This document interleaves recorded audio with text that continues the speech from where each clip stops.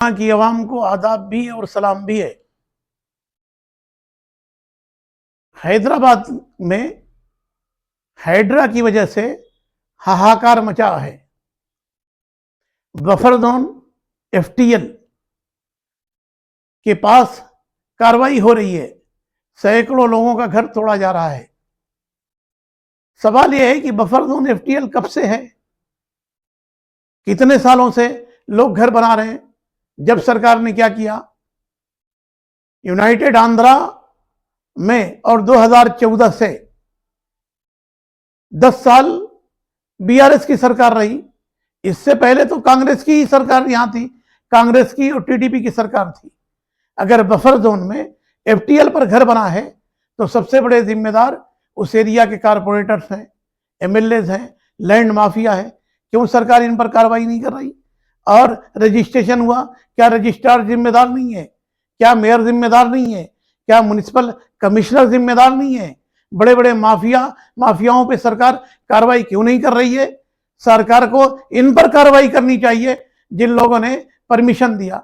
सरकार उन पर पहले कार्रवाई करे और सरकार एक वाइट पेपर जारी करे कि बफर जोन एफटीएल पर कितने घर बने हैं और कितने घरों को परमिशन मिला है। तो सरकार एक वाइट पेपर जारी करे और वाइट पेपर जारी करके सरकार उन लोगों पर कार्रवाई करे। अगर सरकार मालदारों को, अमीरों को, पावरफुल, ताकतवर को सरकार छोड़ दे रही और गरीबों पर शिकंजा कसा जा रहा है तो ये सरकार के लिए ठीक नहीं है।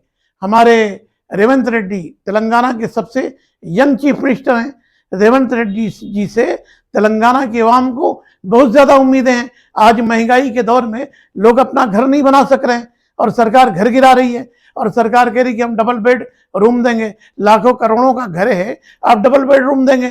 कोई 30 साल से रह रहा, कोई 40 साल से रह रहा, कोई 50 साल से रह रहा। जब तक नहीं जागी सरकार, अगर सरकार जागी है तो सरकार कार्रवाई करे मगर उसका मुतबादिल रास्ता बताए।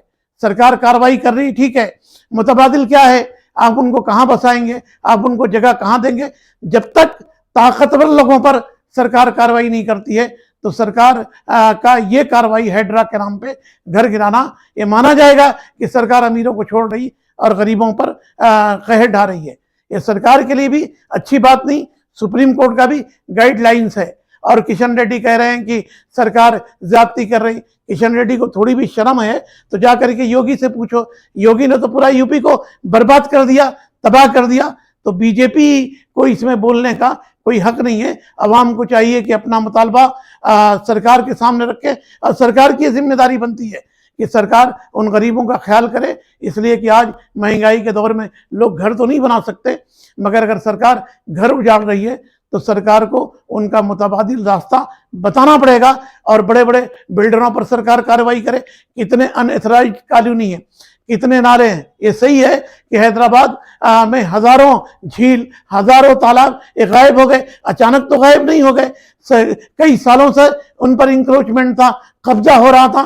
तो उस वक्त सरकारों ने क्या किया? तो रेवंत रेड्डी जी से अपील है कि वो एक वाइट पेपर जारी करें कि किसका कितना कब्जा है। उसके बाद ताकतवर लोगों पर कार्रवाई करें और उनसे रिफंड लें, वसूलें कि भाई जिन लोगों ने जमीनें बेचा है उनको पकड़ें, जेल की सलाखों में डालें, उनके बैंक अकाउंट को सरकार सीज करे और तमाम कार्रवाई करे। जब माना जाएगा कि सरकार ईमानदारी से काम कर रही है। इस सरकार से उम्मीदें हैं। सरकार को गरीबों की दुआ लेने की जरूरत है, गरीबों की बद्दुआ लेने की जरूरत नहीं है। तेलंगाना में सरकार पायदार है और रेवंत रेड्डी जी एक हरकियाती लीडर हैं और बहुत ही उनसे उम्मीदें हैं कि वो तेलंगाना को भारत का नंबर 1 स्टेट बनाएंगे। याद रखिए, चौराहों को खूबसूरत करने से या रिवर फ्रंट को खूबसूरत करने से शहर की खूबसूरती नहीं होती। शहर की खूबसूरती बढ़ती है कि अनएम्प्लॉयमेंट को ख़त्म किया जाए, रोजगार दिया जाए, लोगों को घर दिया जाए।